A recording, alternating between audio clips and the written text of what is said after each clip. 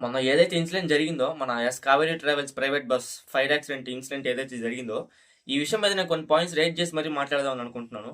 Actually ఈ టాపిక్‌కి మన ఛానల్‌కి ఎటువంటి సంబంధం లేదు. అయినా కూడా నేను మాట్లాడదామని అనుకుంటున్నాను. ఎందుకంటే ఇక్కడ టాపిక్ కంటెంట్ గురించి కాదు. జనం ప్రాణాల గురించనమాట. సో, నేను అందుకే మన ఛానల్ ఏదైనా గానియండి, కంటెంట్ ఏదైనా గానియండి, ఖచ్చితంగా ఇది జనాలకి ఒక అవేర్‌నెస్ వీడియోలాగా మిగిలిపోవాలని చెప్పేసి ఈ వీడియో అయితే చేస్తున్నాననమాట. ఖచ్చితంగా ఈ వీడియో చూసిన తర్వాత మీరైతే చాలా తెలుసుకుంటారు. వీడియోనైతే ఎండ్ వరకు చూడండి. ఎప్పుడైనా గానియండి, మీరు ఏ బస్సులో అయినా ఉండనియండి, అది ఏదైనా గానియండి, లోకల్ బస్ నుంచి ఇంటర్నేషనల్ బస్ వరకు ఏదైనా గానియండి, మీరు ఒక ఊరు నుంచి ఇంకో ఊరికి ట్రావెల్ చేస్తున్నారన్నప్పుడు, మీరు టికెట్ తీసుకొని బస్సులోకి ఎంటర్ అవ్వగానే, ఆ బస్సులో ఉన్న కండక్టర్ గాని, డ్రైవర్ గాని మీకు ఖచ్చితంగా ఒక 3 ఇన్‌స్ట్రక్షన్స్ అయితే ఇవ్వాలన్నమాట. ఒకవేళ ఈ ఇన్‌స్ట్రక్షన్స్ అనేవి వాళ్ళు చెప్పకపోతే, మీరైతే డెఫినెట్‌గా క్వెషన్ చేయండి. That is your right to be question the conductor and driver. ఎందుకు నేను ఈ మాట చెప్తున్నానంటే, మొన్న ఏదైతే ఇన్సిడెంట్ జరిగిందో, ఆ ఇన్సిడెంట్ జరగటానికి ఈ రీజన్స్ ఇయన్నమాట. యాక్చువల్లీ ఏందంటే, లోపల చాలా మంది ఉండి అలాగే వాళ్ళు దగ్నం అయిపోయారన్నమాట లైవ్‌లో. అసలు ఆ ఇన్సిడెంట్ తలుచుకుంటేనే చాలా దారుణం అనిపిస్తుంది. అక్కడ జరగటానికి కారణం ఏంది? వాళ్ళకి ఎమర్జెన్సీ విండోని ఎలా ఓపెన్ చేయాలి ఫాస్ట్‌గా అనేది తెలీదు. మన గ్లాస్‌ని ఎలా బ్రేక్ చేయాలో తెలీదు. అక్కడ ఫైర్ అంటుకుంది. ఆ ఫైర్‌ని ఎలా ఆపాలి? వాళ్ళ కాడ సిలిండర్‌లుంటాయి.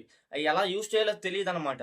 సో, ఈ 3 క్వెషన్‌లు మీరు కండక్టర్‌ని గాని, డ్రైవర్‌ని గాని క్వెషన్ చేస్తే, లేదంటే వాళ్ళు మీరు అడగకుండానే ఇన్‌స్ట్రక్షన్స్ అన్నీ వాళ్ళిస్తే, మీరు చాలా సేఫ్‌గా ఉంటారని నా ఒపీనియన్ అనమాట. ఈ వీడియో నేను లైక్‌ల కోసం, షేర్‌ల కోసం, సబ్‌స్క్రైబర్‌ల కోసం చేయట్లా. పర్సనల్‌గా ఒక మనిషి ప్రాణం కాపాడను అని అవుతాను. ఈ జనాలకి తెలిస్తే ఒక అవేర్‌నెస్ వీడియోలాగా ఉండిద్ది. జనాలు తెలుసుకుంటారని చెప్పి ఈ వీడియో చేస్తున్నాననమాట. సో, దీని మీద మీ పర్సనల్ ఒపీనియన్ అన్న కామెంట్ చేయండి నాకు ఖచ్చితంగా. డెఫినెట్‌గా ఈ వీడియోని నలుగురికి షేర్ చేయండి. ఎందుకంటే మీకు ఏవైతే మీరు పాయింట్స్ ఏవైతే తెలుసుకున్నారో, ఈ పాయింట్స్ ఇంకో నలుగురు తెలుసుకోవాలి. సో, అదనమాట.